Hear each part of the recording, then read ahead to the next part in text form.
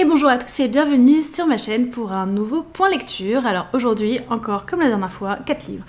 Je vais donc commencer par Ressac de Digli aux éditions La Ville Brûle. Comment dire Ce livre, il a été vraiment très important pour moi dans ma réflexion et donc je ne peux que le conseiller. En gros, on nous parle, c'est un peu autobiographique parce que c'est Digli, donc l'autrice et dessinatrice, qui décide d'aller faire une retraite de 5 jours dans une abbaye en Bretagne. Et donc c'est un peu une ode à la solitude et encore... Pas vraiment, parce qu'on va voir qu'elle va rencontrer pas mal de monde là-bas et que ce qui était de base une retraite pour être seule se transforme peu à peu en une aventure pleine de rencontres. Alors c'est pas des aventures en mode il y a de l'action, des péripéties, etc. Mais c'est vraiment une sorte de réflexion sur la vie, sur le monde, sur les femmes aussi. Et donc voilà, moi j'ai beaucoup aimé dans ce livre tout ce qui a attrait à la sororité, aux liens qu'ont toutes ces femmes entre elles en fait, à leurs histoires, à la façon dont Digli en fait et elles vont s'aborder, vont s'apprivoiser, vont se parler. Enfin il y a vraiment des passages comme ça qui m'ont fait rire et qui m'ont un petit peu rappelé quand j'étais petite en fait.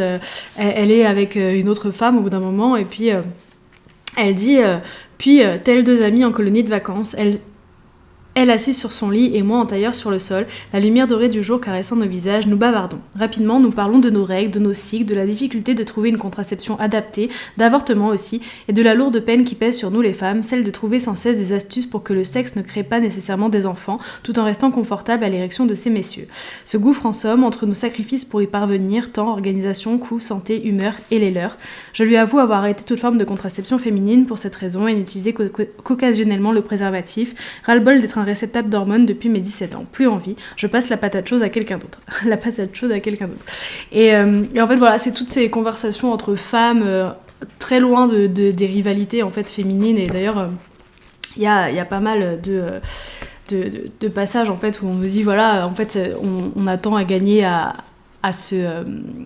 à s'entraider plutôt qu'à se juger. Enfin, c'est vraiment un livre super en fait sur pas mal de points comme ça, sur qu'est-ce que c'est qu'être une femme, comment on peut s'entraider entre femmes. C'est super. Et puis ça parle aussi de nature, de la mer, parce que visiblement Digli adore la mer et moi c'est pareil, j'aime beaucoup. D'ailleurs, vous voyez la couverture, c'est un coquillage et donc voilà, c'est la nature par rapport à ce qu'il y a en ville. D'ailleurs, il y a un passage qui est très très bien là-dessus. C'est les oiseaux font un vacarme que je réalise ne pas avoir entendu depuis des années. Les villes ne chantent pas, la nature ici grouille, tout y est plus dense, plus franc, et pourtant nous sommes au cœur de l'hiver. En fait, ça me fait vraiment un parallèle avec ce que tu touches d'Elrina O'Brien, parce qu'il y a toujours dedans cet appel à la nature, à quelque chose de plus... qu'en fait les personnes des villes ont un peu oublié, et là elles se retrouvent vraiment dans cette abbaye où en fait il y a rien à côté. Elle n'utilise pas son téléphone portable, pas son ordinateur, elle a amené des carnets pour dessiner, pour écrire, et il y a ça, c'est cet appel de la nature qui est forte. Au bout d'un moment il y a une tempête, enfin c'est super, et je pense que c'est un livre qui plaira à celles et ceux qui aiment en fait un peu la contemplation, qui aiment les rencontres, les discussions. Alors si vous êtes que fan d'action, etc., peut-être que ça vous plaira pas, mais là je pense que c'est vraiment un livre qui fait réfléchir sur la vie, qui moi m'a fait réfléchir aussi à mes rapports à autrui, et notamment à mes rapports avec une amie, et voilà. Et en fait simplement ça m'a beaucoup plu.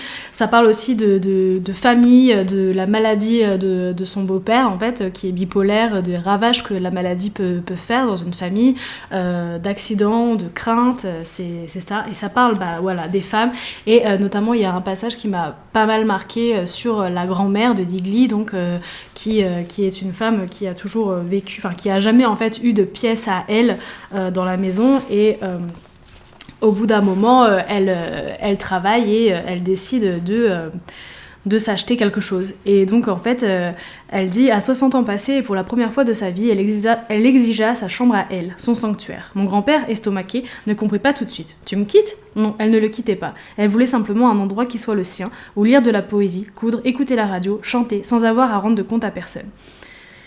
Dans leur appartement, mon grand-père disposait bien entendu de son propre bureau, avec une table, une chaise, un ordinateur, une imprimante et un placard dédié. Elle n'avait rien. Son endroit attitré, comme trop de femmes, c'était la cuisine. Ou l'estanco, la minuscule pièce vitrée adossée à la cuisine, dans laquelle elle s'asseyait parfois pour lire. La terrasse aussi, où elle plantait ses fleurs et bronzait au soleil des beaux jours, toujours nostalgique de son sud natal. Mais aucune pièce ne lui était réservée, aucun endroit intime où écrire, où se recueillir, ou être seule. Un constat qui se vérifie hélas trop souvent. Aujourd'hui encore, trop peu de femmes disposent de leur pièce à elles. Donc voilà, c'est vraiment très intéressant, et aussi parce qu'il y a des jeux de mots que j'ai beaucoup aimés. Alors, c'est de la maladie, de ma perte de repère, parce qu'en fait, c'est la maladie de son beau-père, et en fait, elle fait un jeu de mots entre le mot repère et le mot père. Et il y a pas mal de jeux de mots comme ça, ça joue en fait avec les formes, et je pense que on voit aussi là, je vais en parler tout de suite après, hein, mais on voit aussi une sorte d'amour de Digli pour les mots et pour la poésie aussi. Donc voilà, c'est un livre, il est au prix de 17€, c'est un format assez travaillé, voilà, et franchement je regrette pas de l'avoir acheté, parce que ça m'a vraiment apporté beaucoup, je pense, dans ma propre réflexion, donc c'est ça. Ensuite, alors là je sais pas comment je vais en parler en fait, parce que sans pleurer comme un gros caca et sans... Je sais pas, parce que c'est vraiment un ouvrage qui m'a beaucoup marqué, qui a réveillé des choses en moi, et... Ouais, c'est ça. Donc, c'est celui-là. Pareil, de Digli, Je serai le feu, aux éditions La Ville brûle. Alors, j'ai plein d'ouvrages de Digli parce que elle était en dédicace dans ma ville, et en fait, j'ai commencé par acheter celui-ci.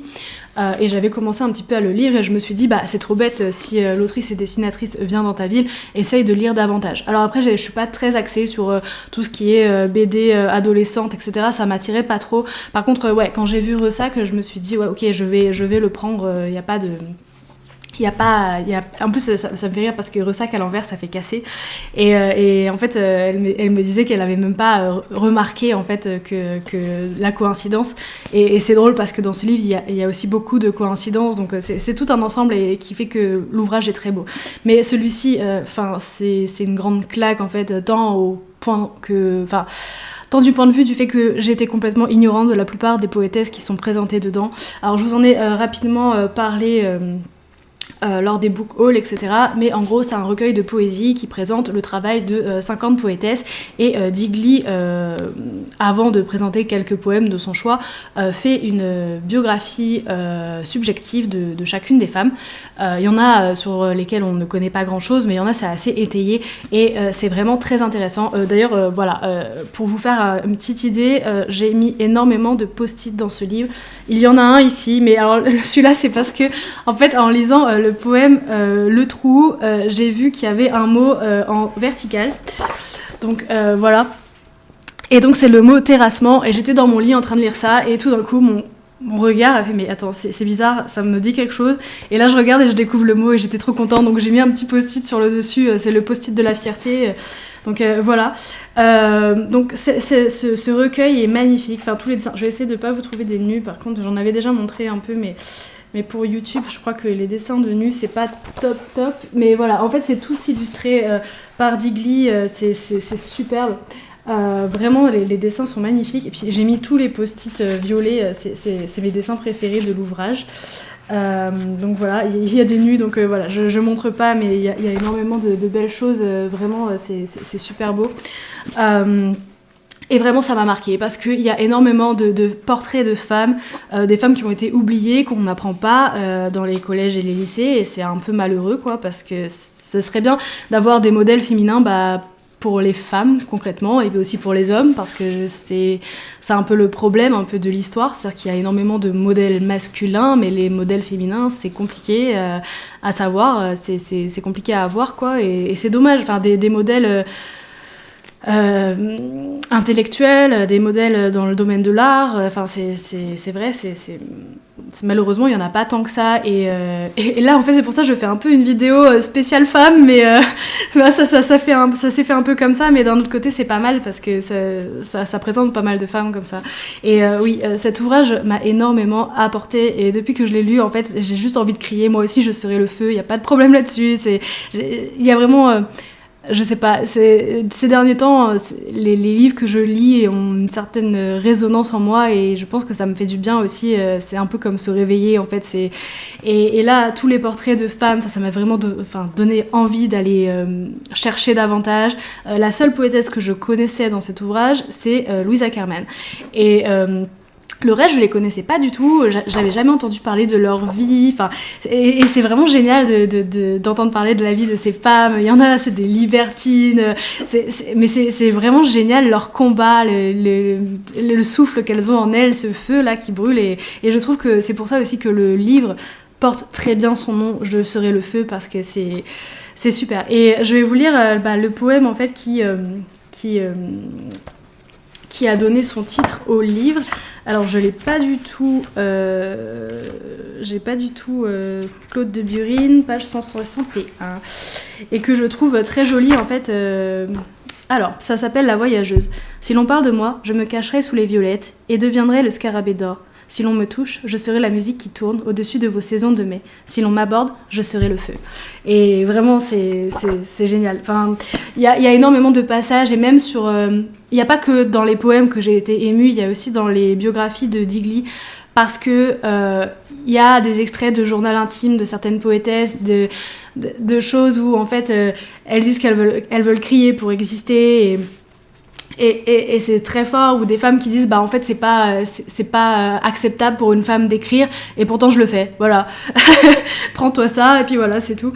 Et c'est vrai qu'il y en a certaines qui vivaient dans un temps où en gros la poésie c'était réservé aux hommes, l'écriture c'était réservé aux hommes, et les femmes avaient pas le droit au chapitre, avaient pas la voix au chapitre, et c'était ça, et pourtant elles se sont battues pour écrire, et le problème c'est que y en a plein qui ont été reconnus à titre posthume, il y en a plein qui ont été oubliés, et c'est dommage. Et franchement, je voudrais vraiment remercier Digli d'avoir fait ce recueil-là, parce que je pense que déjà, ça peut permettre aux gens de s'intéresser davantage à la poésie, et deux, en fait, ça permet de faire revivre des poétesses oubliées, et ça, c'est génial. Je pense que ouais, c'est ça.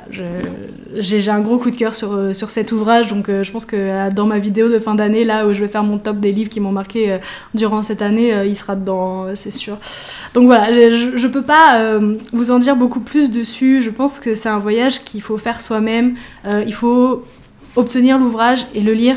Et je pense que vous en retirez forcément quelque chose, parce que c'est très dense, les femmes sont très différentes, et c'est très très très intéressant, enfin vraiment. Et en plus la poésie, ce qui est génial avec, c'est que c'est un petit peu comme l'écriture et comme toutes les formes d'art, c'est que ça marque pas tout le monde, et pas de la même façon quand ça le fait. Donc voilà, et je pense que ça peut que retentir en vous, donc... Voilà, c'est ça. Donc gros coup de cœur pour moi. Je n'ai pas pleuré en parlant, c'est parfait. Je vais pas pleurer maintenant non plus, mais voilà. Bon allez, je passe au suivant. Donc c'est Lait et miel de Rupicor. Donc j'étais à fond dans la poésie, donc je me suis dit allez, je l'achète. Je l'ai acheté et je l'ai lu d'une traite. Donc c'est des poèmes en fait illustrés. Donc vous avez plein de pages comme ça. Alors le recueil en fait est divisé en chapitres, et apparemment elle fait tout le temps ça. Donc là vous avez une partie où c'est souffrir, une partie où c'est aimer, une partie rompre et une partie guérir. Et j'ai beaucoup aimé le poème introductif de l'ouvrage, où c'est « Mon cœur m'a réveillé la nuit dernière, il pleurait. Comment puis-je t'aider ?» lui demandai-je. Mon cœur m'a répondu « Écris ce livre. » Et je pense que ça, pour toutes les personnes qui écrivent, c'est vraiment génial. Et il y a pas mal aussi de conseils sur l'écriture.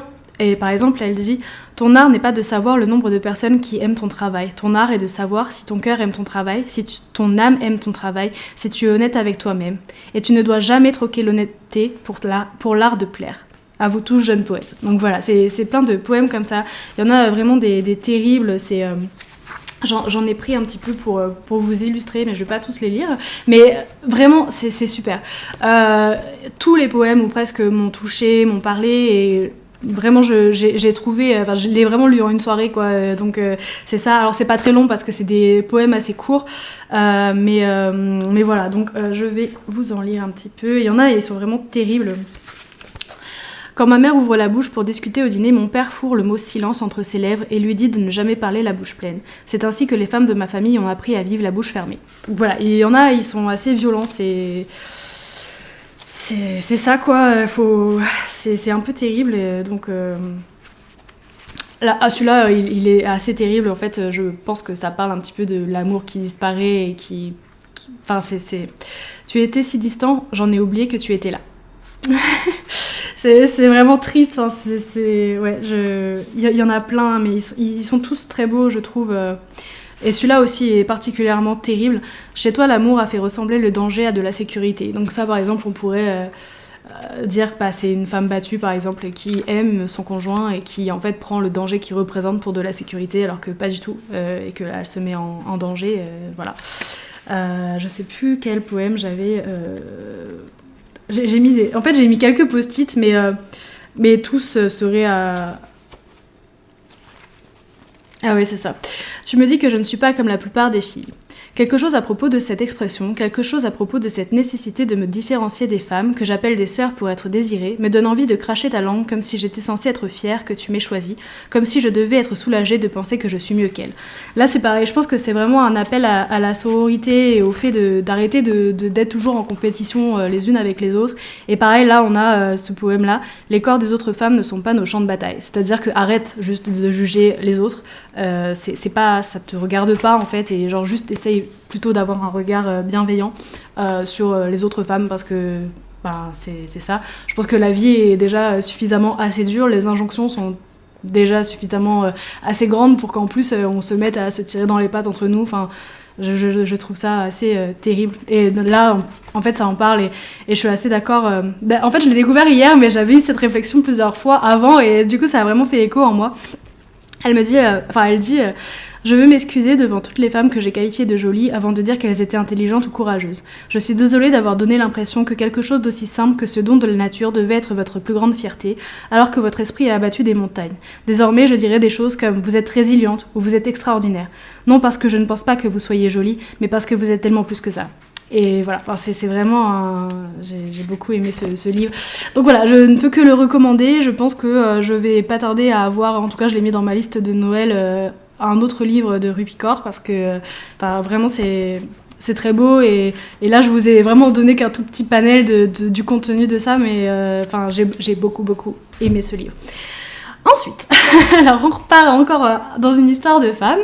Donc c'est Alice Guy de Catel et Bocquet. Alors je connaissais pas du tout Catel et Bocquet, mais ils ont fait en fait plusieurs autres ouvrages. Donc un ouvrage sur Olympe de Gouges, Kiki de Montparnasse et Joséphine Baker, pardon. Et en fait c'est à chaque fois des portraits de femmes et le but, parce que je les ai rencontrées, j'ai été hier...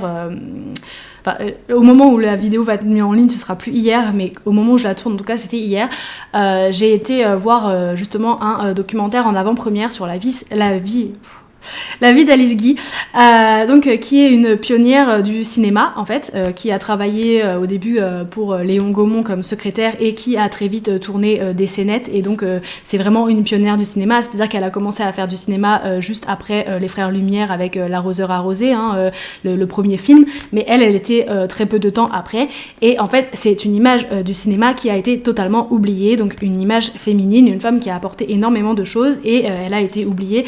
Alors comme Catel et Bocquet l'expliquait hier, ça fait quand même 10 ans que les historiens en fait, du cinéma commencent à chercher des choses sur Alice Guy, qu'ils commencent à s'intéresser à son travail.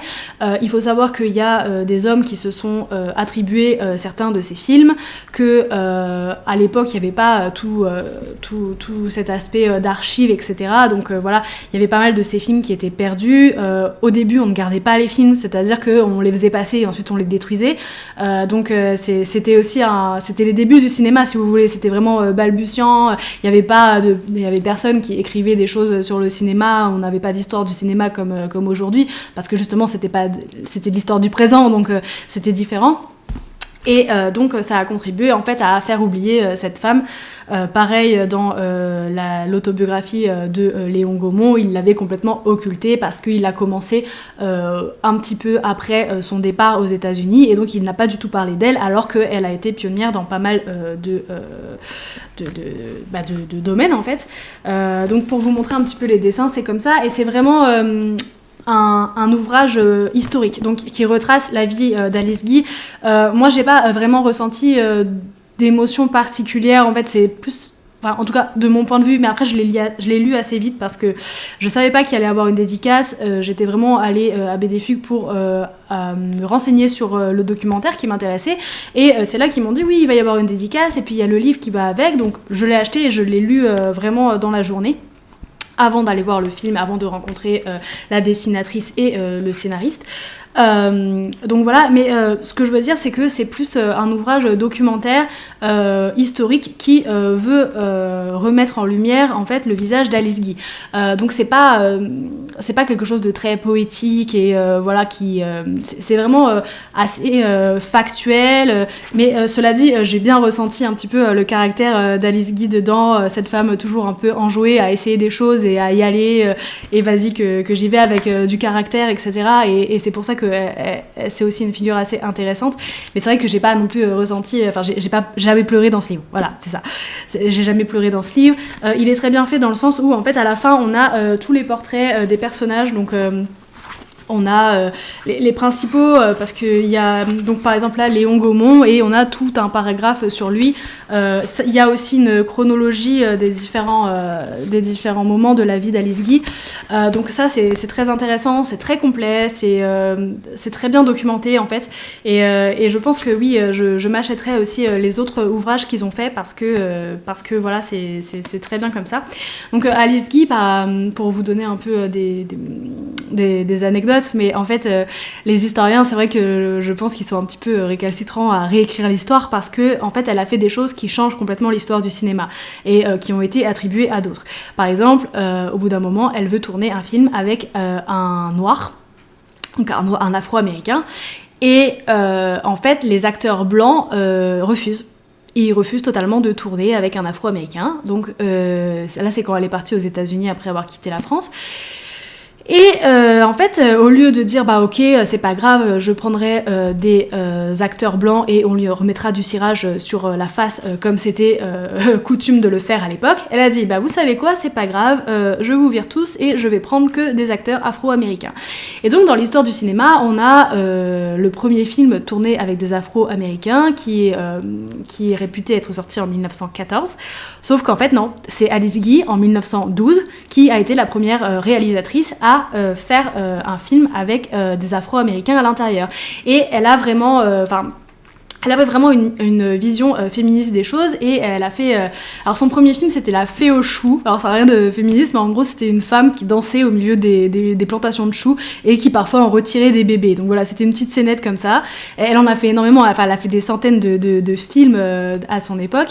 Et il y en avait vraiment qui étaient engagés, toujours sur le ton de l'humour, donc ça faisait beaucoup rire en fait les personnes qui regardaient, mais il y avait quand même derrière un vrai message, à savoir qu'elle a fait des films qui remettaient un peu en cause les genres, donc les stéréotypes de genre, où en fait c'était la femme qui jouait le rôle de l'homme, donc l'homme était en train de faire du repassage ou passer dans la rue et s'extasier devant les yeux d'un bébé, puis après la femme venait le voir pour avoir du sexe et lui il était là, ah, non, non, enfin voilà, et c'était assez marrant. Elle a fait pas mal de films avec des chutes burlesques, enfin, ça faisait beaucoup rire à l'époque, hein, les gens qui se cassaient la binette. Bon, aujourd'hui encore, parce que quand je vois parfois à Noël il y a des sortes de compilations de chutes de personnes, mais voilà, elle a fait énormément de choses comme ça, et en fait dans le documentaire que j'ai vu, et ça a expliqué justement que des fois ils se trompaient et que ça leur permettait de créer des choses en fait, parce qu'ils faisaient des erreurs, ça leur permettait de faire autre chose. Ils ont fait aussi des plans où par exemple un acteur sort par une porte et ensuite on a un plan où il rentre dans une autre pièce, et ça à l'époque c'était complètement fou, et au début c'était du cinéma muet bien sûr, et ensuite ça a été du cinéma avec des paroles, et c'est tout ça, en fait il y a énormément donc il y a Gaumont, donc Léon Gaumont, d'ailleurs voilà, il y a que le nom de Gaumont qui est resté maintenant, les cinémas Gaumont, et c'est pas Gaumont et Guy, alors qu'en fait elle a vachement contribué à tout ça, contribué à l'essor de son entreprise et tout. Il y a aussi Eiffel, enfin il y a énormément de scientifiques de l'époque, il y a les frères Lumière, donc c'est vraiment une sorte d'histoire du cinéma, avec en plus Alice Guy qui est là, et son importance à elle dans l'histoire. Donc c'est vraiment génial, et Et c'est un peu triste parce que quand elle est, enfin, dans le documentaire, on la voit vieille et elle est là et elle a jamais été reconnue. Alors elle s'est battue pour être reconnue, etc. Mais de son vivant, on n'a pas retrouvé énormément de ses films et elle n'a jamais eu la reconnaissance qu'elle voulait. Même si en fait, Léon Gaumont, elle a contacté Léon Gaumont pour lui dire Ohé, tu m'as un petit peu oublié là dans ton ouvrage. Donc lui, il a accepté en fait de parler d'elle, de modifier en fait ce qu'il avait écrit. Sauf qu'entre temps, il y a eu la guerre et il est mort et ça a jamais été fait. Et donc en fait, c'est le fils de Léon Gaumont qui a aussi contribué pas mal à faire parler d'Alice Guy et dire ok, elle était là en fait. Donc voilà, et elle a eu un prix aussi de son vivant comme étant la première réalisatrice femme, mais on savait pas ce qu'elle avait fait en fait. Elle a eu son prix, mais bon voilà.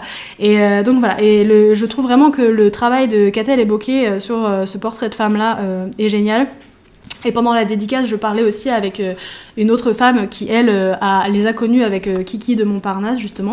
Donc elle disait que c'était génial. Pareil, j'en ai parlé un petit peu à Digli pendant la dédicace, et elle m'a dit que Katell et Bokeh, c'était des valeurs sûres. Et effectivement, après avoir lu l'ouvrage, je pense que oui, c'est des valeurs sûres, et j'ai vraiment hâte déjà de découvrir les 3 autres ouvrages. Après, je sais que l'illustratrice, elle a fait un ouvrage toute seule, donc je vais me renseigner. Mais en fait, ça permet vraiment de donner des modèles féminins, de remettre aussi Alice Guy à sa place dans l'histoire, parce qu'elle a de l'importance et qu'on ne peut pas juste l'effacer comme ça. Donc voilà, c'est ça. C'est vraiment une belle découverte. Alors après, c'est pas du tout un ouvrage pour contemplatif, avec de l'émotion, etc. On peut en ressentir, hein, bien sûr. Moi, j'ai quand même en fait, si j'ai une petite larme vers la fin de sa vie, parce que c'est triste, en fait, c'est quand elle meurt, en fait, quand elle est vieille. Donc j'étais un peu triste pour ça, et voilà. Mais c'est vrai que généralement, c'est plus factuel, on raconte sa vie, et voilà, c'est ça. Mais en tout cas, c'est très intéressant. Moi, je connaissais pas du tout Alice Guy, comme quoi, et en plus, ça m'enrage d'un côté de pas connaître, parce que, enfin, c'est pas normal, quoi. Enfin, au bout d'un moment, donc c'est ça. Voilà. Donc, c'est les 4 livres que j'ai lus et que j'avais envie de vous présenter. Donc, beaucoup de modèles féminins, en fait. Donc c'est ça, et voilà. Donc j'espère que cette vidéo vous aura plu. Je pense continuer en fait ce format de 4 livres par vidéo. Je trouve que c'est sympa, il y en a pas trop, il y en a pas trop peu, donc c'est assez cool. Donc moi ça me plaît bien en tout cas à présenter comme ça permet un peu de brosser plusieurs genres, même si là je suis restée quand même assez dans le même domaine, mais ça me permet vraiment de présenter plusieurs formats, parfois des romans, des essais, des BD, des romans graphiques, des mangas, etc. Donc voilà, comme ça il y en a, je me dis, il y en a un petit peu pour tous les goûts, et voilà. Donc je vous souhaite une bonne semaine, et n'hésitez pas à vous abonner à la chaîne pour me soutenir, à mettre un petit pouce en l'air, à me mettre un petit commentaire, ou je sais pas, à aller sur Instagram, enfin voilà. Bonne journée.